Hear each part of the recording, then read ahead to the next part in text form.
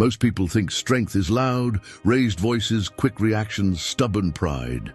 But real power is silent. It's the calm person in the chaos, the steady mind in the storm, the one who doesn't flinch when life hits hard. In a world full of noise, distraction, and emotional outbursts, the rare individual who stays composed becomes impossible to ignore. Today, you're going to learn how to build that kind of mind, a quiet, unshakable force that makes others pause without you saying a single word. You want a mind so steady, so centered, so quietly powerful that people feel it before you even speak. Then you must begin where most people never dare to look, inside your expectations. The first transformation of a strong mind isn't about gaining more control or more confidence. It starts with dismantling one silent lie that weakens almost everyone.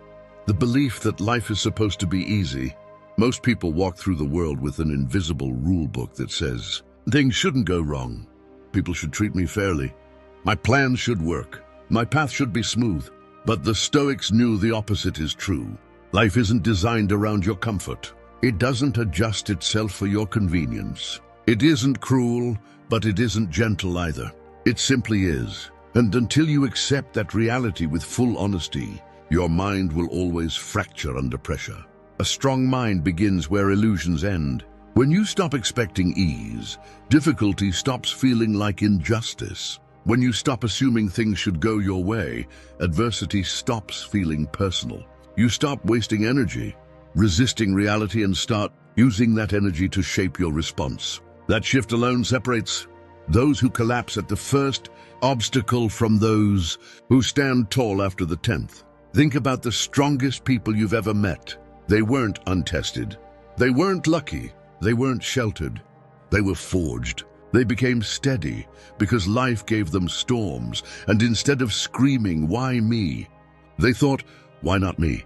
Let this make me stronger." That's the mindset shift. You stop wishing for an easier world and start building a stronger self. Viktor Frankl discovered this truth in the harshest conditions imaginable. Everything was taken from him: home, family, freedom. Yet he uncovered the one power no one could steal: the ability to choose his response. That choice became the foundation of his survival. And his lesson remains one of the greatest teachings of modern philosophy. Between what happens and how you respond, there is a space. In that space lies your freedom. In that freedom lies your strength. Most people never find that space. They react instantly, emotionally, impulsively. They let circumstances dictate their internal state. Someone insults them, they crumble. A plan fails, they panic. One inconvenience ruins their day. Why?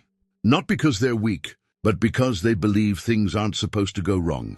A Stoic sees the world differently. When something difficult happens, they don't ask, "Why is this happening to me?" They ask, "Was I expecting anything else?" This is the world. Now, how do I rise to meet it? Imagine your mind as a blade. Without pressure, heat, and friction, the blade stays dull. Without resistance, there is no edge. Without challenge, there is no sharpness. Life isn't testing you to break you. It is shaping you into someone capable of rising above the ordinary. This is why Stoics embrace adversity, not with joy, but with purpose. They know discomfort strengthens them and ease weakens them. You don't learn patience when everyone is kind. You don't learn resilience when everything works. You don't learn emotional control when everyone agrees with you. Every difficulty is a weight. Every weight lifted repeatedly becomes strength. But there's something even deeper. When you stop fighting reality, you gain clarity. You start choosing your thoughts instead of being dragged by them. You stop reacting to every irritation and begin responding with intention. You stop expecting perfection from a world that has never once been perfect.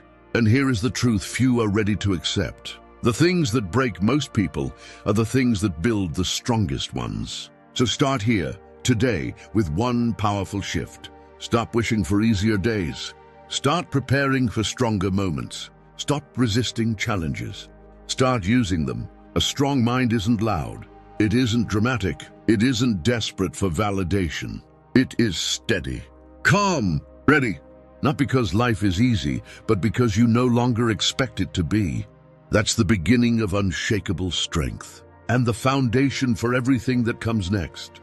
There are certain habits that quietly drain your strength long before real adversity ever reaches you. People often think they fail because of big mistakes or dramatic moments, but more often it's the small, repeated behaviors that weaken the foundation of your mind. If you want real mental power, you don't just add good habits. You remove the ones that sabotage you every single day. And once you eliminate these invisible weights, you begin to rise almost automatically. One of the most damaging habits is complaining. It feels harmless, just a little venting, a little frustration released into the air. But every complaint reinforces a quiet belief inside your mind. I can't change this. You teach your brain that you're a victim of circumstances rather than the creator of responses. Complaining doesn't reduce problems, it multiplies them. It turns temporary discomfort into a self-image. People with strong minds rarely complain, not because their lives are perfect, but because they refuse to surrender their power with their own words. They either take action or they let it go. Everything else is wasted energy. Another toxic habit is the constant pursuit of comfort. Modern life makes it incredibly easy to avoid every form of discomfort. With a few taps, you can distract yourself, entertain yourself, or escape reality. But comfort is one of the most deceptive prisons. It feels safe, relaxing, familiar, but the cost is high. Every time you avoid the difficult thing, you teach your mind to run. Every time you choose the easy path, you weaken your ability to endure. Growth never happens inside comfort. It happens right at the point where you want to quit, but choose not to. Discomfort isn't a threat, it's a training ground. A third habit that quietly destroys inner strength is making excuses. Excuses are dangerous because they sound reasonable. I'm tired. I'll start tomorrow. It's not the right time. These phrases feel like self-protection, but they are self-sabotage. Excuses keep you exactly where you are, wrapped in a soft blanket of justification. People who grow don't wait for motivation. They act because it's required. They don't bargain with their fear or their laziness. They move forward even when the conditions aren't perfect. Especially when the conditions aren't perfect. Then there's the habit most people underestimate, the constant need for approval. Nothing weakens the mind faster than living for other people's opinions. When you rely on external validation, your emotions become fragile. One negative comment can ruin your day. One rejection can destroy your confidence. One disagreement can make you question your worth. A strong mind cannot depend on applause. It operates from inner clarity, not external permission. When you no longer need everyone to understand you, you become free in a way most people never experience. These habits, complaining, constant comfort-seeking, excuses, approval-chasing, they act like chains, not heavy enough to stop you instantly, but heavy enough to slow you down so gradually you don't notice the decline. But the moment you start cutting them away, something shifts. You begin to feel lighter, more focused, more in control. You stop leaking mental energy on things that don't matter. You stop negotiating with your weakness. You stop fearing criticism. You begin acting with intention rather than emotion. Ask yourself honestly, which of these habits has been shaping your life without your awareness? Which one do you keep returning to even though it leaves you feeling worse? Change doesn't begin with doing more. It begins with refusing to continue the behaviors that drain you. Once you remove what weakens you, what strengthens you naturally rises. A stronger mind isn't something you wait for, hope for, or wish for. It's something you build by removing what holds you back. And once you clear these habits, the path forward becomes cleaner, clearer, and far more powerful because you're no longer fighting the world. You're no longer fighting yourself. True mental strength isn't built in dramatic moments. It's forged quietly, through small, daily actions that seem almost insignificant on the surface. Most people wait to feel strong before they act strong. But the truth is the opposite. You act first, the strength comes later. Just like a muscle, the mind grows through deliberate repetition. And if you want an unshakable mind, you need rituals that anchor you, sharpen you, and remind you who you're becoming, not who you used to be. One of the most powerful practices you can adopt is embracing discomfort on purpose each day. When you take a cold shower, not because you enjoy it, but because it trains you to do what's difficult. You reclaim control from your impulses. The discomfort is brief, but the message it sends to your mind lasts. I choose action over ease. Most people live their entire lives following their feelings. You're teaching your mind to do the opposite, that you lead, your emotions follow. Movement is another essential component. A neglected body creates a foggy, restless, unfocused mind. You don't need to be an athlete. You don't need perfection. You just need consistency. A daily workout, whether it's running, lifting, or simply pushing yourself past your comfort zone, builds more than physical strength. It builds self-respect, because every time you finish a session, you reinforce the identity of someone who does what needs to be done, even when they don't feel like it. That quiet confidence shows up everywhere, at work, in conversations, in how you carry yourself. Just as important is creating intentional stillness. In a world filled with noise, distraction, and information, silence becomes a weapon. Sitting alone with no phone, no music, no stimulation, even for 5 minutes, forces you to confront your own thoughts. At first it feels uncomfortable.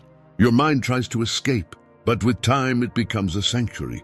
This kind of stillness is where emotional control begins. You learn to observe your reactions instead of being controlled by them. You learn to separate reality from fear, noise from truth, urgency from importance.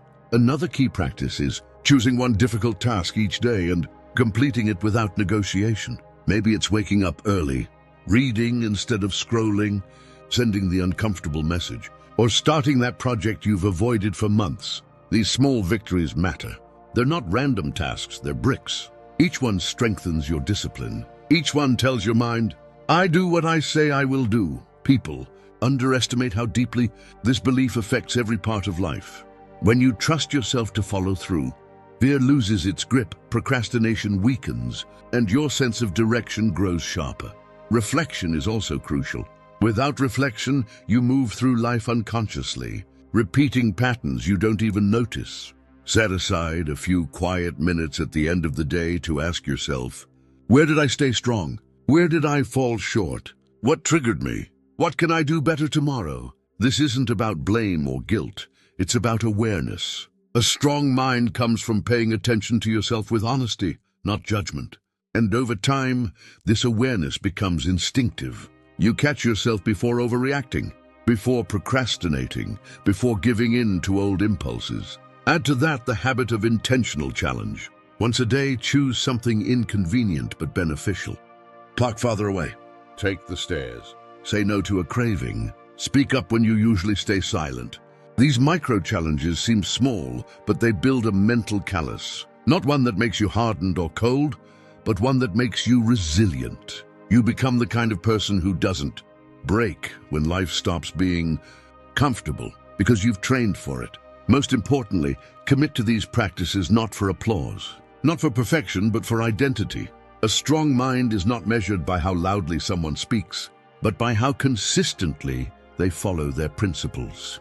When you practice discipline, stillness, movement, and reflection daily, you don't need to tell anyone you're strong. They feel it. They see it in your posture, in your decisions, in your reactions or lack of reactions. You don't need a dramatic transformation. You just need repeated signals to your mind that you're in control. And every day you choose discipline. Even in a small way, you place another stone in failure. The word alone makes most people flinch. They treat it like a stain on their identity, a wound to hide, a sign that they're not good enough. But if you want a mind that's unshakable, one that earns respect because it cannot be rattled, you must completely rewrite your relationship with failure. To a Stoic, failure isn't a verdict. It's a mirror.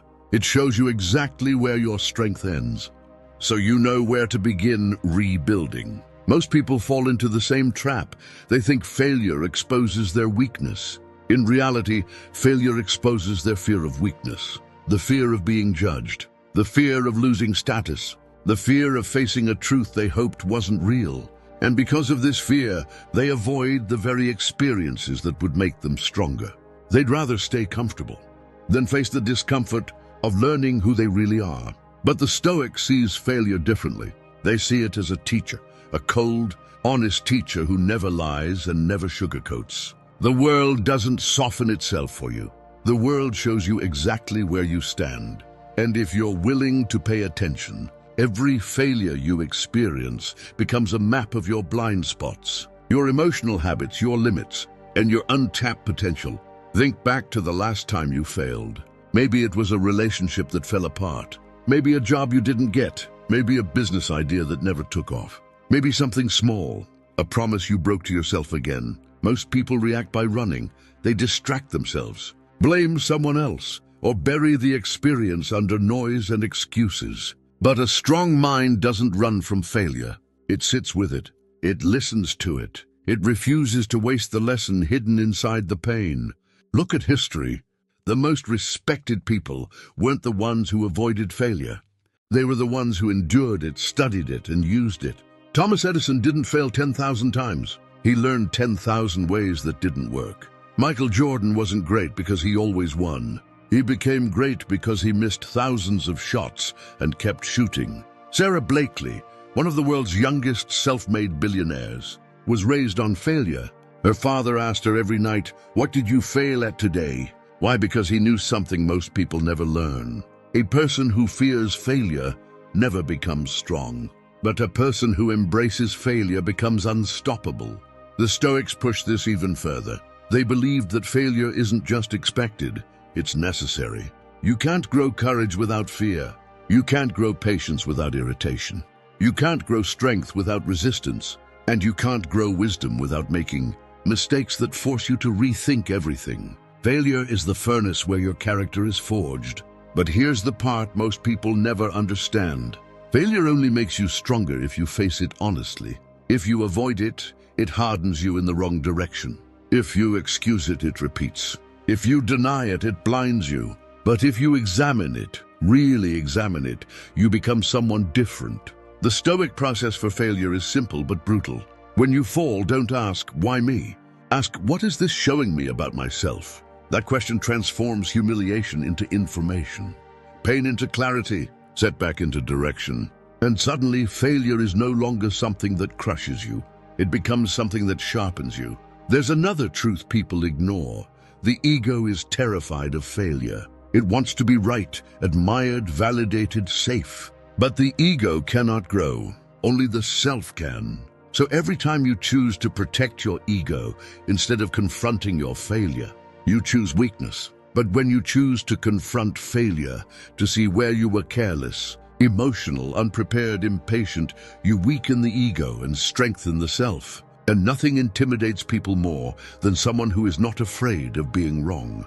There's a practice the Stoics use that you can start today. Write down your failures, not as confessions, but as data. Under each one, ask 3 questions. What part of me was unprepared? What belief led me into this mistake? What skill do I need to develop so it doesn't happen again? Do that for 1 week, and your relationship with failure will change forever. Instead of feeling ashamed, you'll feel aware. Instead of reacting emotionally, you'll respond intelligently. Instead of seeing failure as proof that you're not enough, you'll see it as proof that growth is happening. And here is the paradox. The moment you stop fearing failure, people start respecting you. Because fear makes you flinch, but acceptance makes you calm. And calmness in the face of failure is power. The kind of power that makes others wonder, how are they so composed? When you learn to treat failure not as an enemy but as a mentor, you unlock a level of strength that most people never experience. Not loud strength, not arrogant strength, but quiet, grounded strength, the kind that can't be shaken because it has already been tested. To build a mindset that cannot be shaken, you must learn to master your emotions under pressure.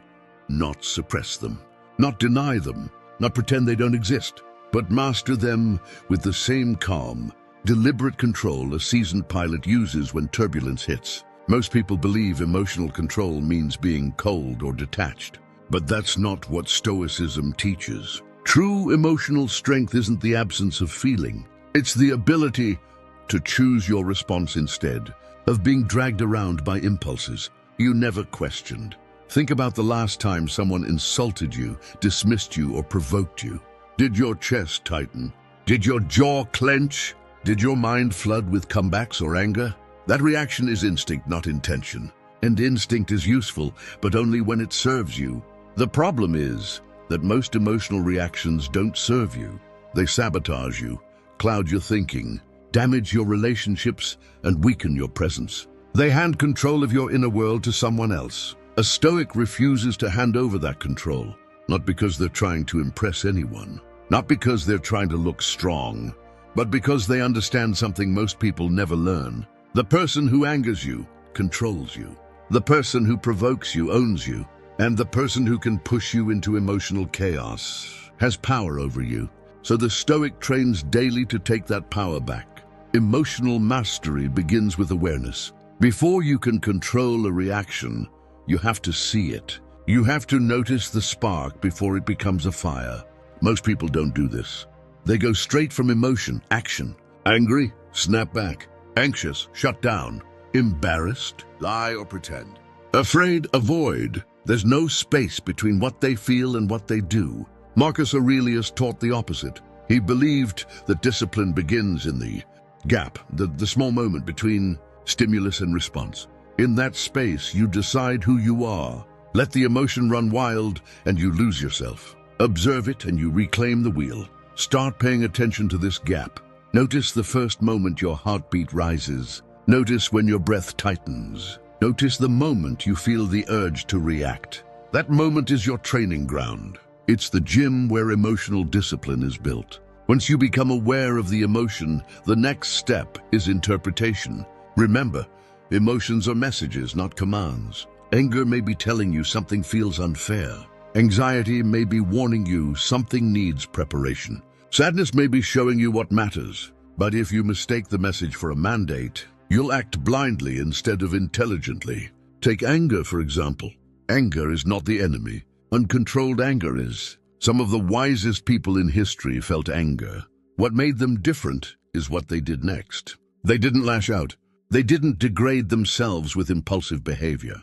They paused, they breathed, they observed, and only then did they choose their response. There's a simple exercise the Stoics used, and it works because it forces your mind to pause. Ask yourself, will this matter in an hour? In a day? In a year? Most of the time the answer is no. The harsh comment? No. The rude driver? No. The disagreement that bruised your ego? Definitely not. If something isn't worth your long-term peace, it isn't worth your short-term reaction. Now let's talk about one of the most underestimated sources of emotional chaos: ego. Your ego wants to be right, admired, respected, validated. The moment someone threatens those desires, your emotions fire up. That's why the slightest disrespect can send people spiraling. They're not protecting their values. They're protecting their ego. But a Stoic doesn't seek to defend the ego, because the ego is fragile. A strong mind doesn't need applause or approval to stay steady. When someone criticizes a Stoic unfairly, they don't crumble, because they're not depending on external validation to feel whole. When someone tries to provoke them, they don't take the bait. Because they know their peace is more valuable than winning an argument. One of the most powerful forms of emotional mastery is choosing silence when your emotions scream for a reaction, not out of fear, but out of strength. It takes more power to stay calm than to explode. More discipline to hold your tongue than to argue endlessly. More confidence to stand firm than to prove yourself. This kind of emotional stability intimidates people, not because it's aggressive, but because it highlights their lack of control. They see you staying calm under pressure and feel exposed by their own volatility. And that quiet strength earns you the kind of respect that noise never could. There's a final part of emotional mastery that most people overlook: repetition. You don't become emotionally strong by understanding the concept. You become strong by practicing it every day. The small annoyances, the petty rudeness, the traffic delays, the disappointments, they're not just frustrations. They are training, constant opportunities to sharpen your reaction. Every moment you choose calm over chaos, you make your mind a little stronger. Every time you swallow an unnecessary argument, you gain control. Every time you refuse to let your emotions dictate your behavior, you build an inner foundation no one can fracture. Emotional mastery is not a final achievement. It's a discipline, one that transforms your presence, your decisions, and your entire way of moving through the world. When people say nothing rattles you, it won't be a compliment. It will be the truth. And it will be earned. To build an unshakable mind, you must construct something far deeper than confidence, motivation, or positive thinking. Those things are temporary.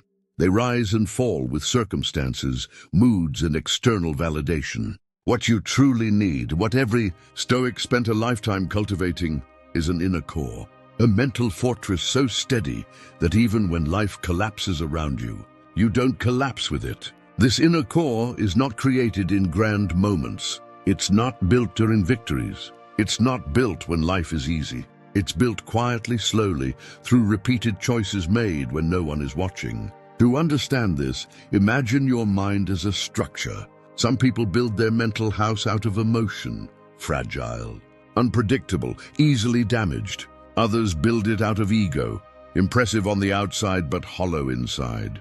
Some build it out of comfort, soft walls that crumble at the slightest storm. A Stoic builds differently, stone by stone, choice by choice, hard moment by hard moment. They don't decorate the outside of the house, they reinforce the foundation. But what does this actually look like in daily life? It looks like sitting in traffic without letting anger consume you.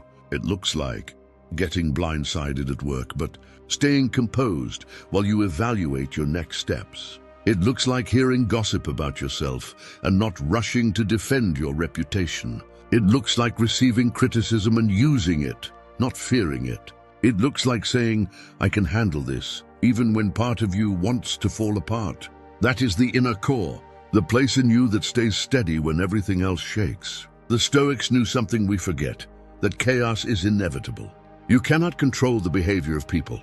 You cannot control the rhythm of the world. You cannot control the unexpected losses, betrayals, failures, and frustrations that will cross your path. But you can control the house you live inside. Your inner core decides whether these storms break you or sharpen you. Marcus Aurelius survived plagues, wars, betrayal, and constant political tension. How did he do it? Not with aggression, not with dominance, but with an inner stillness so powerful that it became his greatest weapon. When chaos came to his door, he didn't panic. He went inward. He anchored himself to values that couldn't be touched: clarity, patience, self-control, acceptance, and reason. You can build the same thing, but it requires practice. Start with one simple habit. Ask yourself at least once a day, is this worth disturbing my peace? That question alone can transform your life. Someone cuts you off in traffic. Is this worth disturbing my peace? A co-worker speaks disrespectfully. Is this worth disturbing my peace? Your plans fall apart. Is this worth disturbing my peace? Most of the time the answer will be no. And every time you choose peace anyway, your inner core grows stronger. The second part of building an unshakable core is regularly doing difficult things on purpose. Not to show off, not to prove anything, but to harden your mind. Take cold showers, wake up early, work out even when you're exhausted. Do the uncomfortable task you've been avoiding. Hold your ground in a challenging conversation. Choose the hard path when it's the right path. Each small act becomes a brick in your inner foundation. After months of this, something shifts. Small problems stop feeling catastrophic. Big problems stop paralyzing you. You don't overreact because your core is built for impact. There's another dimension to this. Solitude. Not loneliness, solitude. Time spent with your thoughts. Time spent watching your mind. Time spent understanding where your reactions come from. Most people fear silence because it reveals the truth. But the Stoic uses silence as training, because when you learn to stay still internally, the world loses its ability to shake you externally. Let me tell you a story that captures this perfectly. Not a myth, not a legend, a real example of ordinary resilience. A man named Mark, living in Cincinnati, worked 12-hour shifts delivering packages to survive. When his mother got sick, he worked more. When he crashed his delivery truck on an icy night, he lost his job. A week later, his girlfriend left, unable to handle the instability. Suddenly he had no job, no partner, no direction, and almost no money. Most people would have spiraled, but Mark did something unusual. He didn't explode. He didn't complain. He didn't drown in self-pity. He sat alone in his cold apartment and wrote one sentence: "No one is coming, so I have to come for myself." That was the moment his inner core was born. He didn't become successful overnight. He rebuilt slowly, sweeping floors at an auto shop, learning mechanics, taking every job he could.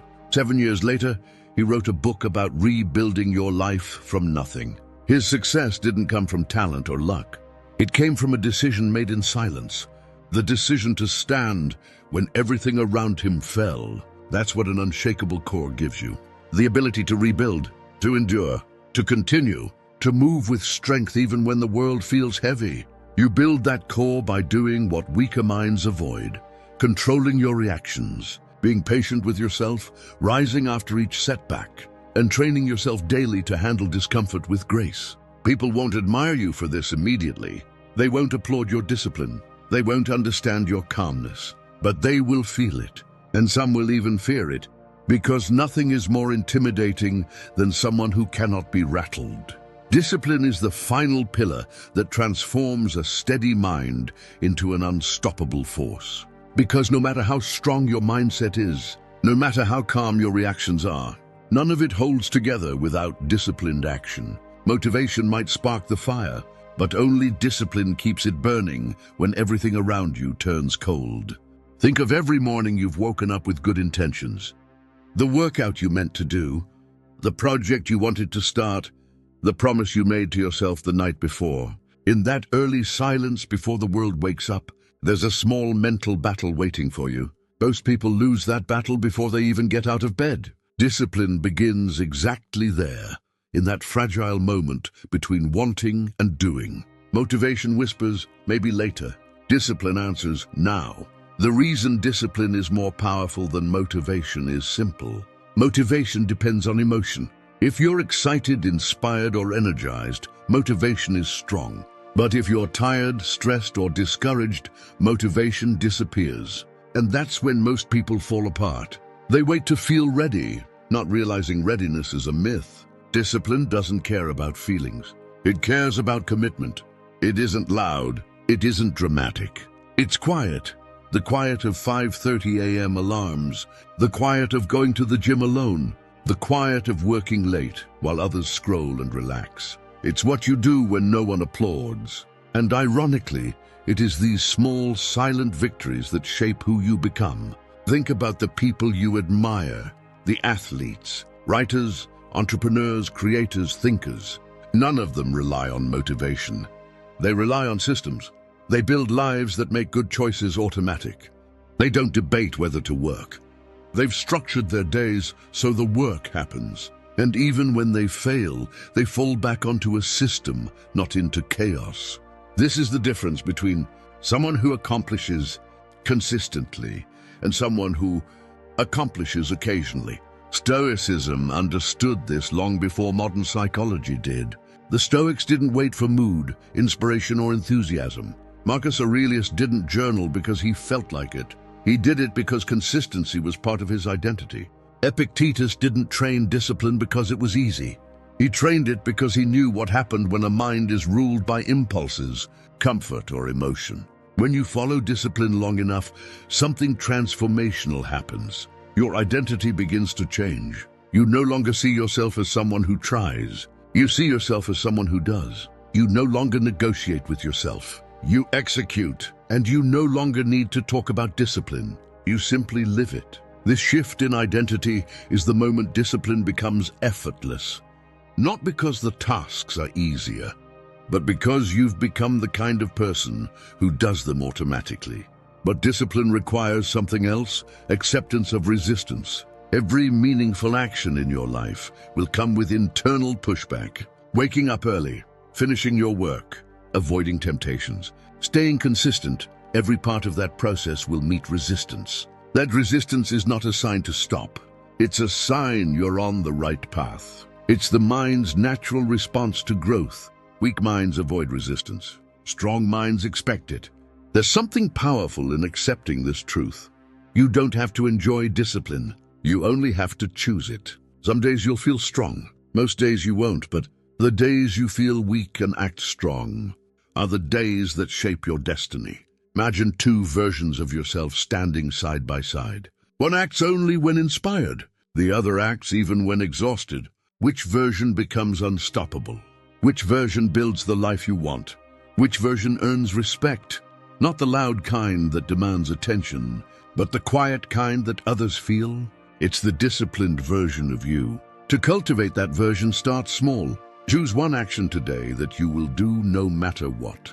10 push-ups, 5 minutes of journaling, a cold shower, a 20-minute focused work session, a strict bedtime. Don't chase perfection, chase consistency. Every small win reinforces your identity. Every time you follow through, you tell your mind, I keep my promises. And when you keep enough promises, you become someone impossible to derail. Here's the truth most people never want to hear. Discipline is uncomfortable, but so is regret. And only one of them builds you. Stoicism teaches that a disciplined life isn't a life of punishment. It's a life of freedom. Because when you control your actions, you control your future. When you control your impulses, you control your destiny. And when you control your inner state, nothing outside of you can shake your core. Discipline is the bridge between who you are and who you could be. Cross it daily. Even when you're tired, even when you're scared, even when you're unmotivated. Especially then. Because the person who shows up on the hard days becomes the person others can never break. A strong mind isn't complete until you master the one force that governs the direction of your entire life, your identity.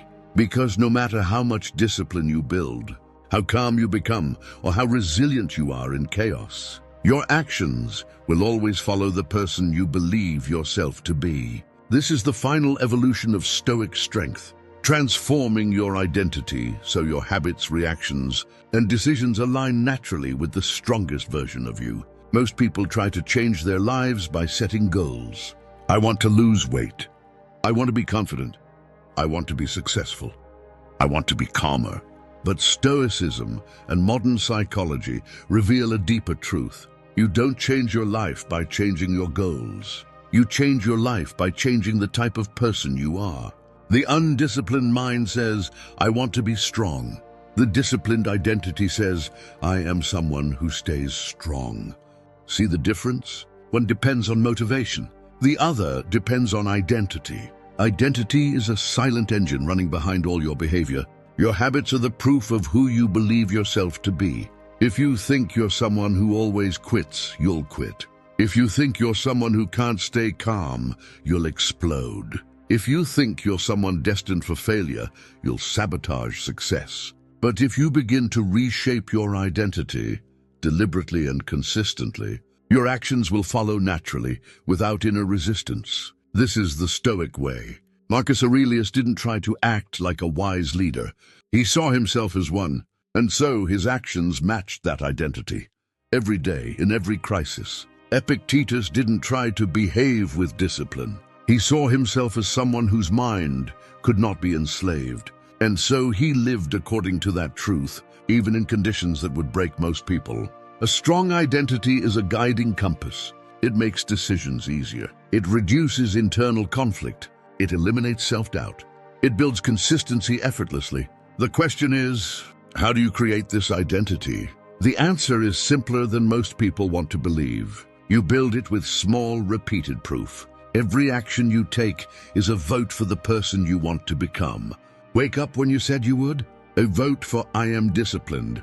Stay calm during a conflict?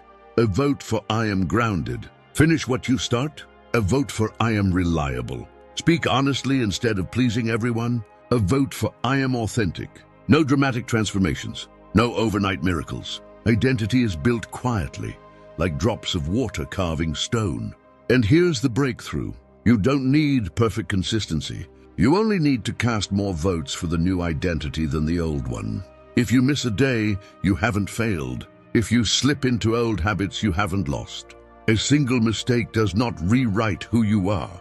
But each time you follow through, even in a small way, you reinforce the strongest version of yourself. To begin this transformation, ask yourself 3 questions. 1. Who do I want to be? Not what you want to achieve, but who you want to become.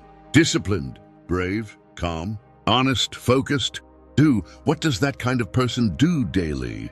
Identify the smallest realistic habits that match that identity. 3. What is one action I can take today that proves it? Just one. Identity grows through repetition, not intensity. There is a point in this journey when everything shifts. Your habits stop feeling like chores. Your discipline stops feeling forced. Your strength stops feeling like effort. Why? Because you are no longer acting like someone disciplined. You are someone disciplined. This shift is powerful. It is liberating. It is dangerous in the best way, because once you embody this identity, the world can push, pull, test, criticize, or doubt you. And you won't move. A person who becomes their identity is unshakable. This is why Section 8 matters so deeply. It's the final layer that locks everything else into place. You've learned calmness. You've broken destructive habits. You've practiced daily discipline. You've redefined failure. You've mastered your emotions. You've built mental stability. You've embraced the power of discipline itself. And now you become the person who lives all of it effortlessly. Identity. Transformation is the final gate between who you are and who you are meant to be. Cross it. If you've made it all the way here, through every principle, every challenge, every moment of self-confrontation, then understand this. Most people don't. Most people quit halfway. Most people freeze when life tightens its grip. Most people scroll, consume, agree, then change nothing. But you didn't stop. You didn't run from the uncomfortable truths. You faced the parts of yourself that many hide from for decades. And that alone tells me one thing. You are ready for the next version of yourself. Remember this. Real strength isn't built in the good moments. It's forged in the days when your motivation disappears, when your emotions flare, when your excuses sound the most convincing. That's where the unshakable mind is born, in the quiet, invisible battles no one sees but you. You don't need to shout to prove your power. You don't need to look strong to be strong. You just need to keep showing up for yourself, consistently, honestly, relentlessly. Every time you pause instead of reacting, you grow. Every time you choose discipline over comfort, you evolve. Every time you refuse to be shaken by chaos, you become someone you once didn't believe you could be.